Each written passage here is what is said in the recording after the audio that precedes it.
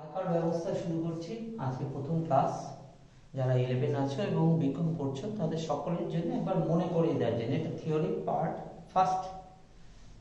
ট্যাক্সের পুরো শুরুটা অর্থাৎ ট্যাক্স কি, তার একই সঙ্গে আয়করের যে ইতিহাস, কিভাবে আয়কর ব্যবস্থাটা এসেছে আমাদের ভারতবর্ষে, তার সঙ্গে সঙ্গে কর কাঠামোটা আমাদের দেশে কি অবস্থায় রয়েছে, অর্থাৎ কিভাবে কালেকশন হয়, ঠিক আছে, সরকারের আমাদের যে ব্যবস্থা, মিশ্র অর্থতন্ত্র, তাতে কিরকম ভাবে ট্যাক্স কালেকশন হয়, তার সঙ্গে সঙ্গে রয়েছে এই যে ট্যাক্স, তার প্রকৃতি কি, দু ধরনের, প্রত্যক্ষ এবং পরোক্ষ, এবং একই সঙ্গে বলা হচ্ছে তাদের পার্থক্যগুলোকে।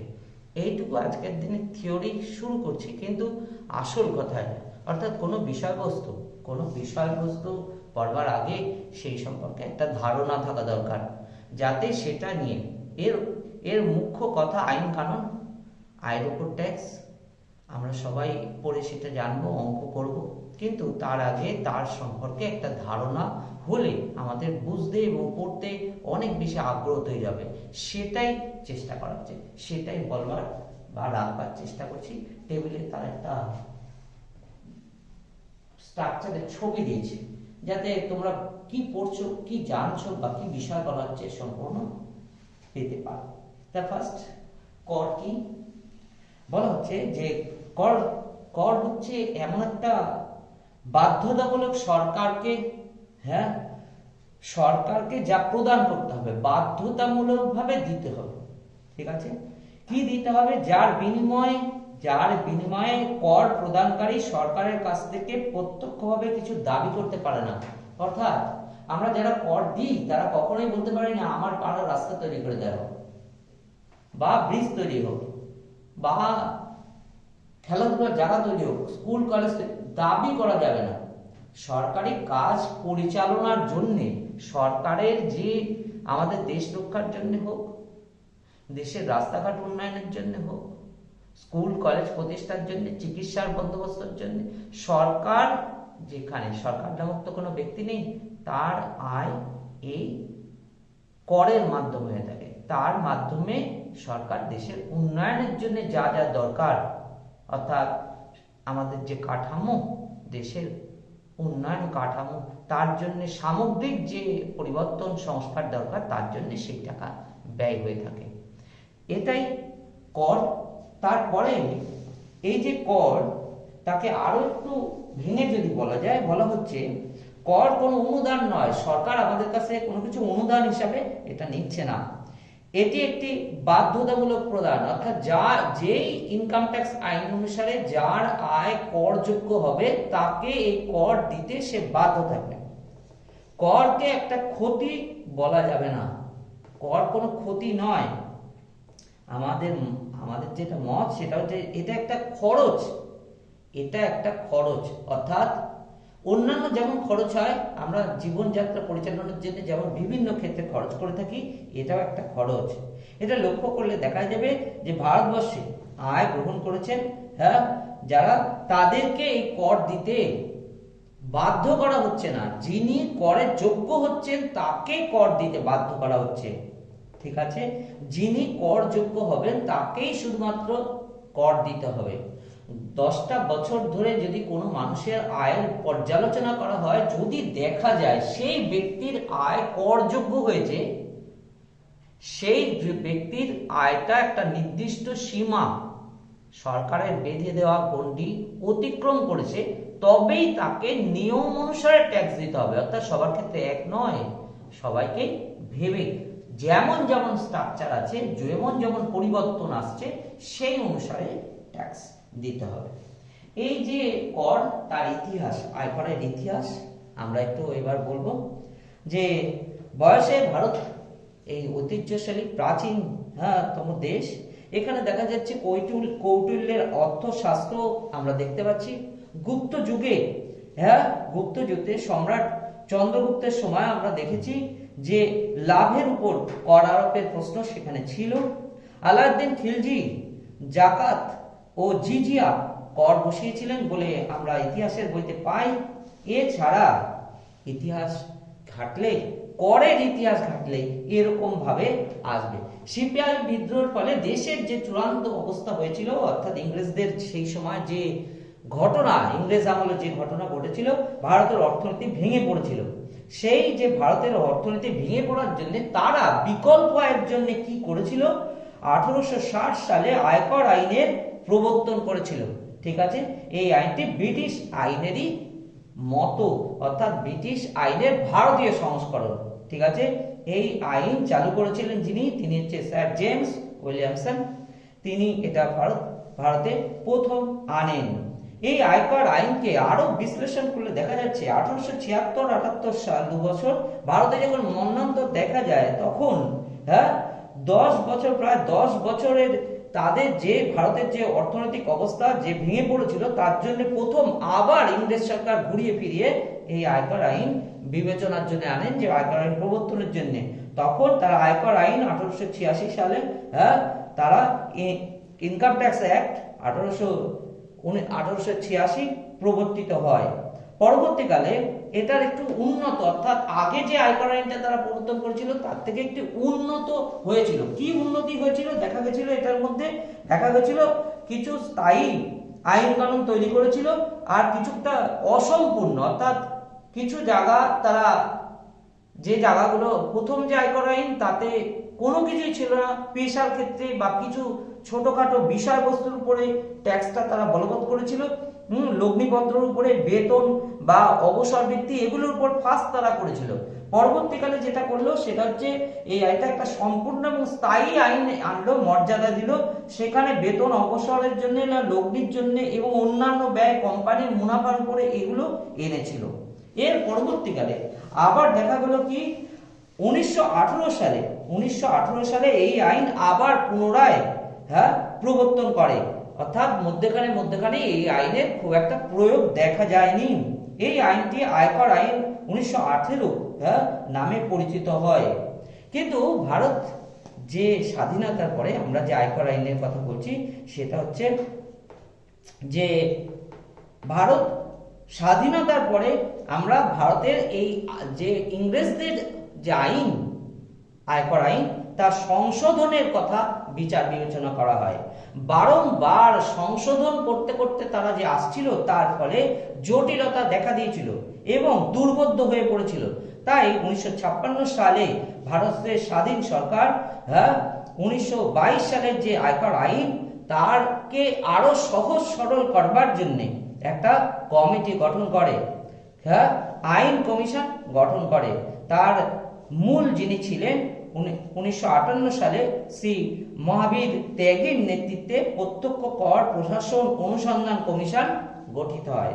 তাদেরই সুপারিশে 1961 সালের সেপ্টেম্বর মাসে আয়কর আইন ফার্স্ট ভারতে আসে, যা কিনা পার্লামেন্টে পাস হয়।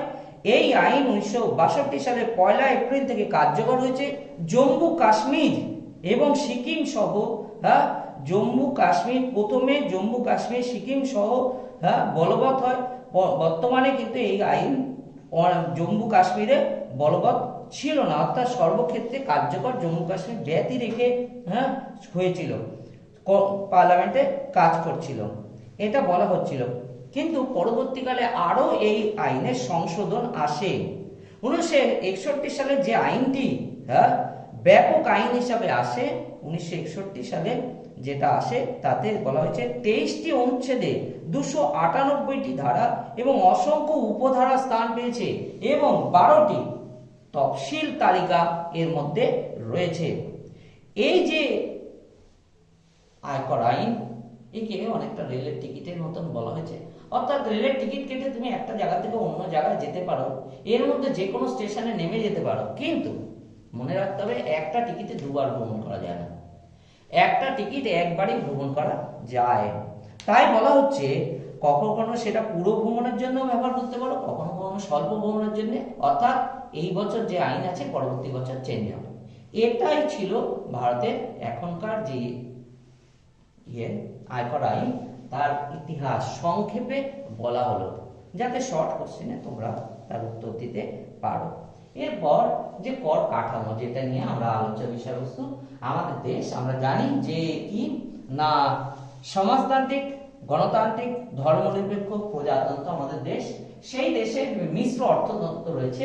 তাতে দেখা যাচ্ছে সেন্ট্রাল গভর্নমেন্ট রয়েছে অর্থাৎ কেন্দ্রীয় সরকার, রাজ্য সরকার রয়েছে তার অধীনে বিভিন্ন স্টেট, তাতে আবার রাজ্য সরকারের অধীনে রয়েছে আঞ্চলিক কর্তৃপক্ষ। এই যে তিনটে পক্ষ, এরা সবাই কিছু আইন কানুন, ট্যাক্সের আইন আনতে পারে। সেন্ট্রাল গভর্নমেন্ট কি কি সংক্রান্ত আইন আনতে পারবে? ইনকাম ট্যাক্স, মানুষের আয়ের উপর; ওয়েলথ ট্যাক্স, সম্পত্তির উপর ট্যাক্স; এক্সাইজ ডিউটি, হ্যাঁ, উৎপাদন শুল্ক; এরপর হচ্ছে সেল ট্যাক্স বা ভ্যাট এখন যাও, হ্যাঁ, আর তারপর সার্ভিস ট্যাক্স, মানুষ যে সমস্ত এখনকার দিনে যে সমস্ত কার্যকলাপ, সার্ভিস কার্যকলাপ রয়েছে, সার্ভিসিং কার্যকলাপ, হ্যাঁ, যেমন ধরো ট্যুর, হ্যাঁ, যেমন ধরো বিভিন্ন বিনোদনের যুগে আমরা দেখতে পাচ্ছি বিভিন্ন সার্ভিস ট্যাক্সের প্রশ্ন উঠেছে, এবং কাস্টমস, বহিঃশুল্ক, হ্যাঁ, আমদানি রপ্তানি এসবের ক্ষেত্রে। রাজ্য সরকার কি করছে? প্রফেশনাল ট্যাক্স, হ্যাঁ, স্টেট এক্সাইজ ডিউটি, হ্যাঁ, স্টেট সেল ট্যাক্স আর ভ্যাট, অ্যামিউজমেন্ট বিনোদন ট্যাক্স, এগ্রিকালচারাল ট্যাক্স। এগ্রিকালচারাল সমস্ত জিনিস কিন্তু ট্যাক্সেবল নয়, এটা মনে রাখতে হবে। অ্যাকচুয়ালি এগ্রিকালচারাল ট্যাক্সের আয়ত্তায় নেই, সামান্য কিছু জিনিস এতে, তারপরে রাজ্য সরকার ট্যাক্স ধার্য করতে পারে। আর রাজ্য সরকারের অধীনে রয়েছে বিভিন্ন আঞ্চলিক কর্তৃপক্ষ, যেমন মিউনিসিপালিটি, পঞ্চায়েত, এরা যে করতে পারে কি মিউনিসিপাল ট্যাক্স বা water tax, source tax, octroi tax, এগুলো হতে পারে। এটা হচ্ছে ভারতের কর কাঠামো, যেভাবে আমাদের দেশে কর আইনটা প্রবর্তিত হয় বা করের যে কত রেট হবে, পার্সেন্টেজ কি হবে, কি পরিবর্তন আসবে, কাকে ঢোকানো হবে এই তালিকায়, অর্থাৎ কে করের থেকে বাদ যাবে আর কার উপরে কর নতুন করে বসবে বা বৃদ্ধি করবে, তার কর্তৃপক্ষ এভাবে স্থিরীকৃত হয়েছে, যাকে আমরা কর কাঠামো হিসাবে চিহ্নিত করছি। এরপর এই যে কর কাঠামো, তার প্রকৃতি অনুসারে করকে দুটো ভাগে ভাগ করা আছে। একটা হচ্ছে প্রত্যক্ষ কর আর একটা হচ্ছে পরোক্ষ কর। প্রত্যক্ষ কর মিন্স যার উপরে কর বসানো হবে তিনি কর দিতে বাধ্য থাকবেন, তিনি অন্যের উপর সেটা ট্রান্সফার করতে পারবেন না। অর্থাৎ যে মানুষের উপরে, যে ব্যক্তির উপরে বসবে তাকে সেই ট্যাক্সটা দিতে হবে, তিনি অন্য কারোর উপরে সেটা আর স্থানান্তর করতে পারবেন না। আর পরোক্ষ কর হচ্ছে যার উপরে দেয়া হবে ট্যাক্সটা, তিনি আবার অন্যের উপর ট্যাক্সটা বসিয়ে দিতে পারেন। অর্থাৎ কার্যকলাপের ভিত্তিতে এখানে দুটো কথা বলতে হবে, যে কর ভার, হ্যাঁ, কর প্রদানকারী ব্যক্তির উপর চালান করে দিতে পারবেন না। অর্থাৎ যে ব্যক্তির উপরে কর ভার পড়েছে, অর্থাৎ করের দায়িত্ব পড়েছে, তিনি অন্যের উপর করটা চাপিয়ে দিতে পারবেন না, তখন তাকে প্রত্যক্ষ কর বলছে। অর্থাৎ একই ব্যক্তির উপর করাঘাত এবং করপাত দুটোই হবে। আর পরোক্ষ করের ক্ষেত্রে যার উপরে করাঘাত হয়েছে তিনি কর দিচ্ছেন না, সেল ট্যাক্স। আমরা যারা জিনিস কিনি, যে ব্যক্তি ওষুধটা কিনবে তাকে ট্যাক্স দিতে হবে। ট্যাক্স চাপানো হয়েছিল ওই কোম্পানির উপরে, যার ওষুধ, তিনি সেল ট্যাক্সের আয়ত্তায় পড়েছেন, কিন্তু তিনি ক্রেতার উপর চাপিয়ে দিয়েছেন। ক্রেতা যে কিনবে তাকে ট্যাক্স দিতে হবে। এটা হচ্ছে পরোক্ষ কর। এই যে প্রত্যক্ষ কর আর পরোক্ষ কর, এদের মধ্যে, হ্যাঁ, পার্থক্যগুলো বলা হচ্ছে, যার মাধ্যমে আরো সুস্পষ্ট হয়ে যাবে প্রত্যক্ষ কর আর পরোক্ষ কর কি। উদাহরণ ওর মধ্যেই বলে দেবো। সংজ্ঞা ফার্স্ট বলা হচ্ছে যে কি না, যে করের ক্ষেত্রে করাঘাত এবং করপাত একই ব্যক্তির উপরে বর্তায়। এখানে ব্যক্তি বলতে আবার ইনকাম ট্যাক্সে কিন্তু অন্য কথা বলেছে, আমরা পরের ক্লাসে সেগুলো বলবো। সেই যে, হ্যাঁ, কথা মনে রাখবে, প্রতিটা ওয়ার্ড ট্যাক্সের এটা আইন অনুযায়ী ব্যক্তি কি সেটা আবার বলা হবে। তাই নিঃসন্দেহ থাকবে যে প্রতিটা ওয়ার্ডের আলাদা আলাদা মিনিং হচ্ছে। আমরা ব্যক্তি বলতে ব্যক্তি বিশেষকে বুঝি, সেই ব্যক্তি তো বোঝাচ্ছে। আইনানুগ ট্যাক্সে ব্যক্তিকে বা কারা সেটা পরবর্তী ক্লাসে বলা হবে। সেই যে সংঘাত, তাতে বলা হচ্ছে যার উপরে করাঘাত এবং করপাত দুটোই হবে। আর পরোক্ষ কর হচ্ছে যার উপরে করাঘাত হয়েছে, করপাত তিনি অন্যের উপর চাপিয়ে দিতে পারেন। এই যে সংজ্ঞা, এতে বলা হচ্ছে উদাহরণ হিসাবে কি না, প্রত্যক্ষ কর হচ্ছে আয়কর, সম্পদ কর, হ্যাঁ, এগুলো হচ্ছে প্রত্যক্ষ কর। আর পরোক্ষ কর হচ্ছে উৎপাদন শুল্ক, বিক্রয় কর, এগুলো পরোক্ষ কর। এরপর হচ্ছে কর ভার। এর মধ্যেই বলে দিয়েছি যে একই ব্যক্তির উপর প্রত্যক্ষ কর, একই ব্যক্তির উপর করপাত এবং করাঘাত হচ্ছে, কিন্তু পরোক্ষ করের ক্ষেত্রে যার উপরে কর ভার পড়েছে, করপাত তার উপরে নাও করতে পারে, না করে না, তিনি সেটাকে অন্যের উপর চাপিয়ে দিয়ে থাকে। পরের পয়েন্ট ভিত্তি। এর ভিত্তি কি? ভিত্তি বলা হচ্ছে সাধারণত প্রত্যক্ষ কর ব্যক্তি, পরিবার, প্রতিষ্ঠানের আয়, সম্পত্তি এবং মুনাফার উপরে হয়। কোম্পানির যে মুনাফা তার উপরে হয়, অর্থাৎ কোম্পানিকেও সেখানে ব্যক্তি হিসাবে ট্রিট করা হচ্ছে, কৃত্রিম ব্যক্তি। ভিত্তি এটা, অর্থাৎ ভিত্তিটা কার উপরে পড়ছে গিয়ে করটা। পরোক্ষ করের ক্ষেত্রে, হ্যাঁ, দ্রব্য সামগ্রী, সেবা উৎপাদন, ক্রয় বিক্রয়, আমদানি রপ্তানির উপরে পরোক্ষ কর পড়ছে। প্রভাব মিন্স কি বলতে বোঝানো হচ্ছে যে প্রত্যক্ষ কর যিনি কর দাতা তার উপরে পড়বে, যে ব্যক্তি বা যে পরিবার, যে প্রতিষ্ঠানের উপর পড়ছে তিনি পড়বে। কিন্তু পরোক্ষ করের ক্ষেত্রে দ্রব্যের দামের জন্য উচ্চ শ্রেণীর উপরে হয়ে যেতে পারে। এমন দ্রব্য প্রাণদায়ী, জীবনদায়ী ওষুধ, তাহলে সকলের ক্ষেত্রে প্রযোজ্য হচ্ছে, কোনো ব্যক্তি বিশেষ বাদ যাচ্ছে না। তাই বলা হচ্ছে এটার প্রভাব আমরা যে ব্যক্তি যার দরকার তার উপরে গিয়ে পড়বে, এই প্রভাবের কথা এখানে বলা হচ্ছে। কর ফাঁকি আমরা দেখতে পাই যে প্রত্যক্ষ করের ক্ষেত্রে যেহেতু ব্যক্তি বিশেষের উপরে পড়ে, তাই ফাঁকি দেওয়ার জন্য এখানে সম্ভাবনা বেশি থাকে, অর্থাৎ ফাঁকি দেওয়ার চেষ্টা বেশি থাকে। কিন্তু পরোক্ষ কর যেহেতু যিনি কেনেন, যিনি জিনিসটা কিনবেন, যেহেতু এটাকে অন্যের উপরে ট্রান্সফার করা যায়, তাই জন্যে যে বা যারা এটা এই দ্রব্য ভোগ করছে, দ্রব্যের উপরে অ্যাকচুয়ালি সেবার উপরে যেহেতু, তাই জন্য এটাকে সাধারণত ফাঁকি দেওয়াটা সহজসাধ্য নয়। সমূহের ব্যয়। প্রত্যক্ষ কর যেহেতু মানুষের উপর, যিনি যেখানে চাকরি করছেন তার উপর ট্যাক্স হচ্ছে, স্বাভাবিক কারণে হিসাবটা সহজ সরল হয়ে যাচ্ছে। কিন্তু পরোক্ষ করটা জটিল হয়ে যাচ্ছে। পরোক্ষ করের ব্যয়টা তাই বেশি পড়বে, কারণ পরোক্ষ করকে হিসাবে রাখার জন্য এক্সট্রা ব্যয় প্রশ্ন উঠবে। তাই পরোক্ষ করের সংগ্রহ ব্যয়টা বেশি পড়বে তুলনামূলকভাবে। এই আমাদের আজকের বিষয়বস্তু ছিল, যাকে আমরা সংক্ষেপে রাখলাম কি হিসাবে না, কোনো বিষয় সম্পর্কে জানতে হলে তার গভীরতায় যাওয়ার আগে সেই জিনিস সম্পর্কে জানার দরকার। ইনকাম ট্যাক্স কি জিনিস, ট্যাক্স আমরা করতে যাচ্ছি কি জিনিস, কর কি জিনিস, করের পিছনে কি ইতিহাস হয়ে গেছে, কেমন করে এটা সৃষ্টি হলো, এই তা পড়লে অনেক বেশি জানবার ইচ্ছে জাগবে। তাই ফার্স্ট কর সম্পর্কে একটা ধারণা দেওয়া হলো এই ক্লাসে। নিশ্চিতভাবে এরপর থেকে আমরা আস্তে আস্তে থিওরির সাথে, অল্প থিওরির সঙ্গে অঙ্কের মধ্যে ঢুকে যাব। তাই ফার্স্ট ক্লাসে থিওরিটা রাখা হলো। তোমরা এটা দেখো, পড়ো, যাতে তোমাদেরও, আশা রাখি তোমাদেরও ইন্টারেস্ট লাগবে।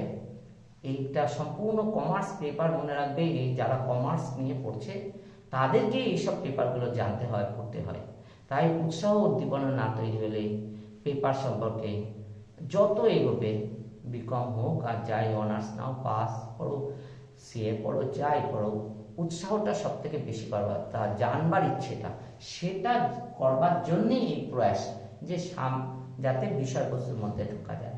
আমি আশা রাখি আমি সামান্যতম হলেও তোমাদেরকে উপকারে আসতে পেরেছি।